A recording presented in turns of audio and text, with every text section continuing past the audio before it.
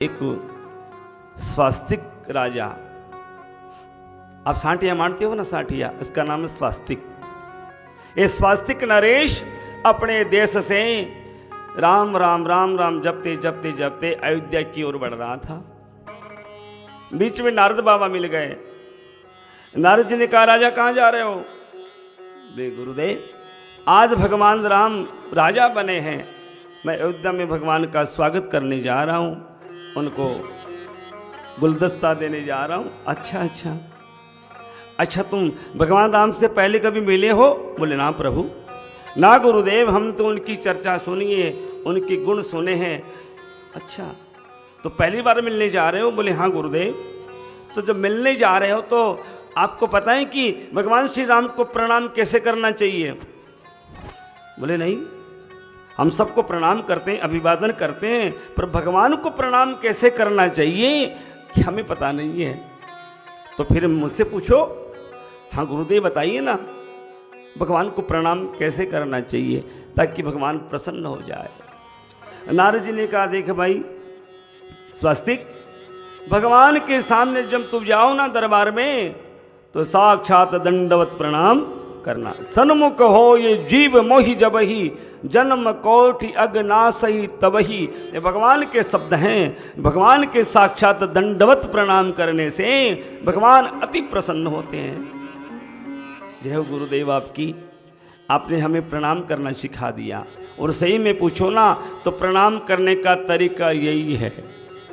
गुरुदेव मिले, भगवान के मंदिर में जाओ, संत के पास में जाओ, सत्संग में जाओ, कथा में जाओ, जहाँ दिवाले हैं साक्षात दंडवत प्रणाम करो।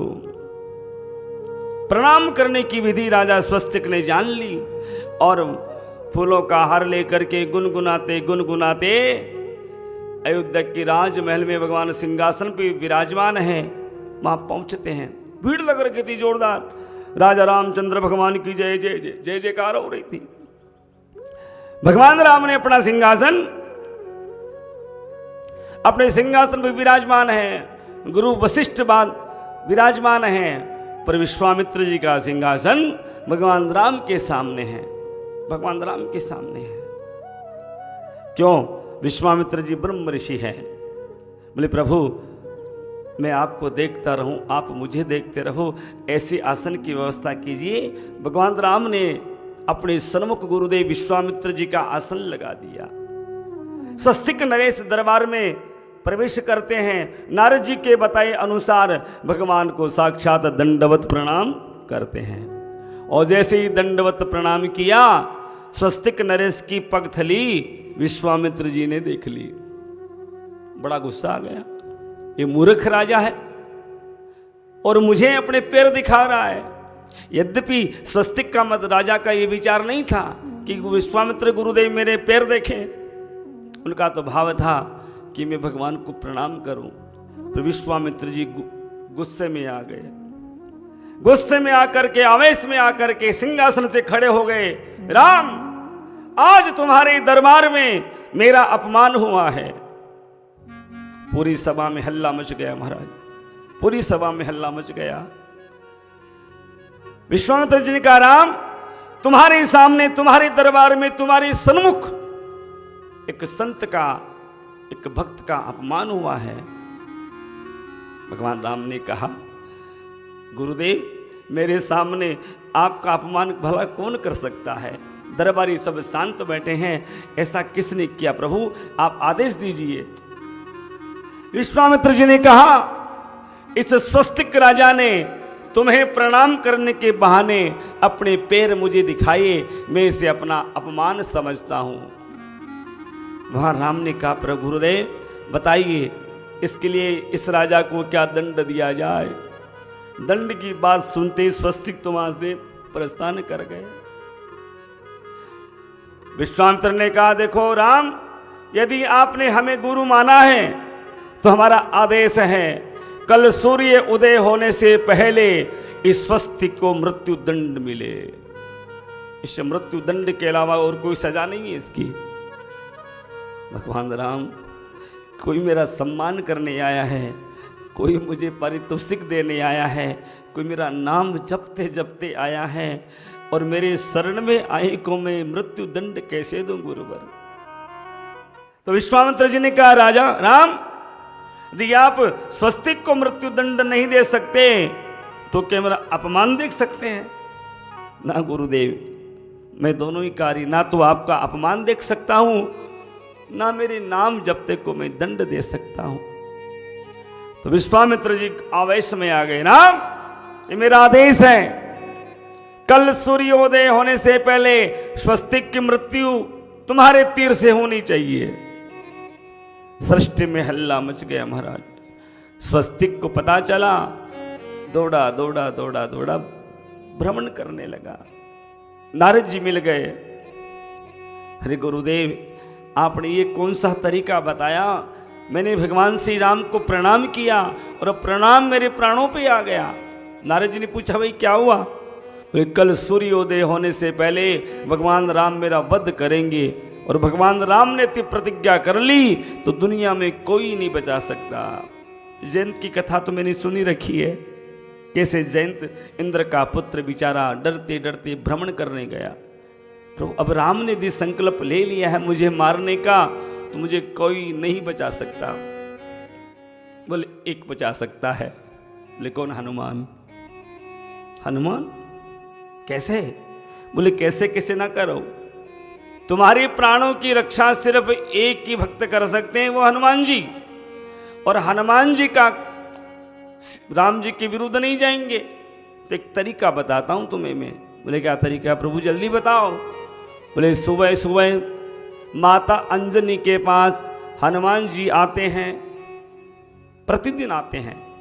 सुबह सुबह हनुमान जी के जाने से पहले अंजनी माता के पास पहुंच जाओ, और अंजनी माता पहली नेत्र की दृष्टि हनुमान जी पे डालती है और आशीर्वाद देती है, चिरंजीव रहो।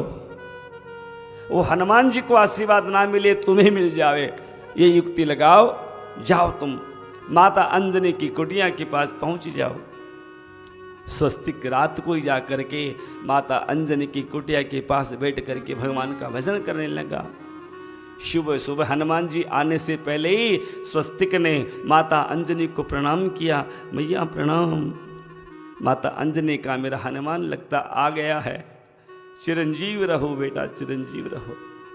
आंखें खोली तो राजा स्वस्तिक, अरे बोले हाँ माँ, आपके आशीर्वाद की आवश्यकता मुझे थी। हनुमान जी तुरंत आ गए, उनका भी समय हो गया। स्वस्तिक को देखते से ही, राजा आप यहाँ पे? बोले हाँ हनुमान जी महाराज।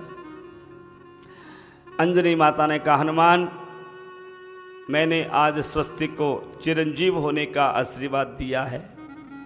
हनुमान जी ने कहा, मैया कुछ नहीं कर सकता मैं, क्योंकि आज ही राम जी ने इसे मारने का भी संकल्प लिया है।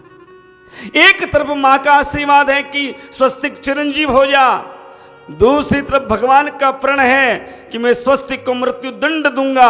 अब बीच में हनुमान है, हनुमान है। कहते महाराज, हनुमान जी महाराज ने कहा, मैया आदेश दो। ध्यान से सुनना कथा को।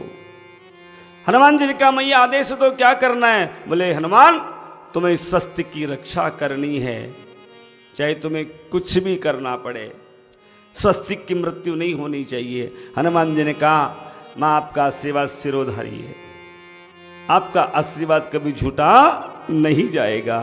हनुमान जी महाराज गदा लेकर के स्वस्तिक राजा के सामने खड़े हो गए और कहने लगे, देख राजा एक काम करना, मैं तो युद्ध करूंगा, तू सिर्फ राम नाम जपना। इस मुखारविंद से ये राम नाम का शब्द ओझल नहीं होना चाहिए। राम राम राम राम राम राम सीताराम राम राम सीताराम राम राम, बस जपते रहना। एक क्षण भी बंद हो गया तो बड़ी मुश्किल हो जाएगी। जब तक राम जी प्रसन्न हो तब तक राम राम जपते ही रहना। बोले प्रभु आप क्या? बोले मैं युद्ध करूंगा। कहते हनुमान जी महाराज अपनी गदा लेकर के स्वस्तिक के आगे हो गए। भगवान राम रथ पर आरूढ़ होकर के आते हैं और धनुष पे तीर चढ़ा लिया और हनुमान से कह, हनुमान रास्ता छोड़ो, गुरु का आशीर्वाद है तो आज भक्त और भगवान का युद्ध शुरू हो गया। आहा, हनुमान जी महाराज राम जी के प्रहार को बार बार संभालते रहे, बार बार संभालते रहे। हनुमान जी भी जानते हैं कि मैं राम को पराजित नहीं कर सकता, और राम जी भी जानते हैं हनुमान के रहते मैं स्वास्तिक का वध नहीं कर सकता। इतने बार खाली चले गए तो राम ने पूछा, हनुमान ये कौन सी लीला है? बोले, प्रभु हम आपका विरोध नहीं कर रहे हैं, आपके शब्दों पे ध्यान नहीं दे रहे हैं, आपने वचन लिया इसको तोड़ने का प्रयास नहीं कर रहे हैं, हम तो आपका वचन याद दिला रहे हैं। बोले, कौन सा वचन? आपने दिया था एक बार कि जो मेरा नाम जपेगा, जो मेरा गुणगान करेगा, मैं उसकी हमेशा रक्षा करूंगा, याद है ना? बोले हाँ। तो देखो नहीं स्वस्तिक क्या कर रहा है। हनुमान जी बोले, जोर से बोल। तो स्वस्तिक बोलने लगा, सीताराम सीताराम सीताराम जय सीताराम सीताराम सीताराम सीताराम जय सीताराम सीताराम सीताराम सीताराम जय सीताराम सीताराम सीताराम सीताराम जय सीताराम। राम जी ने अपना तीर तर्कस में रख लिया। नाम लेते को मैं प्राण दंड नहीं दे सकता। विश्वामित्र जी वहां प्रकट हो गए और अभय दान दिया। हे राम, मैं तुम्हारी मर्यादा की परीक्षण कर रहा था। ये सब नारद ऋषि की महिमा है। आपके नाम की महिमा इस पूरे संसार को पता चल जाए, इसलिए नारद जी ने ये लीला रची थी। नारद जी भी आ गए। भगवान ने कहा, स्वस्तिक आज इस परीक्षण में तुमने बहुत बड़ा बलिदान दिया है, जाओ मैं तुम्हें आशीर्वाद देता हूँ। भगवान राम ने आशीर्वाद दिया। आज के बाद कोई भी शुभ मांगलिक कार्य होगा, सबसे पहले तुम्हारा ही पूजन होगा। तभी कलश के भी स्वास्तिक, थाली में स्वास्तिक, घर में प्रवेश करो तो स्वास्तिक लगाते हो ना। हर काम में हम स्वास्तिक लगाते हैं। क्यों? इसके पीछे भगवान राम का आशीर्वाद है। जहाँ स्वास्तिक होता है वहाँ हमेशा विजय होती है। इस बात को समझ करके हमेशा अपने घर के बाहर स्वास्तिक लगाओ, थाली में लगाओ, कलश में लगाओ, तो राम राम लिखते लिखते, राम राम बोलते बोलते लगा। जैसे सीताराम सीताराम सीताराम जय सीताराम ऐसे लगाते रहो, तो देखे ना आपके घर में यमराज की, दरिद्रता की, बुरी नज़र की, दूरी दृष्टि की कभी नज़र नहीं पड़ेगी। ये तुमने सोच लिया कि स्वास्तिक लगाओ, पर स्वास्तिक लगाते लगाते क्या बोलना चाहिए ये आपको पता शायद नहीं होगा। इसलिए हमेशा घर में स्वास्तिक होना चाहिए, पूजा में स्वास्तिक होना चाहिए। बोले राजा रामचंद्र भगवान की।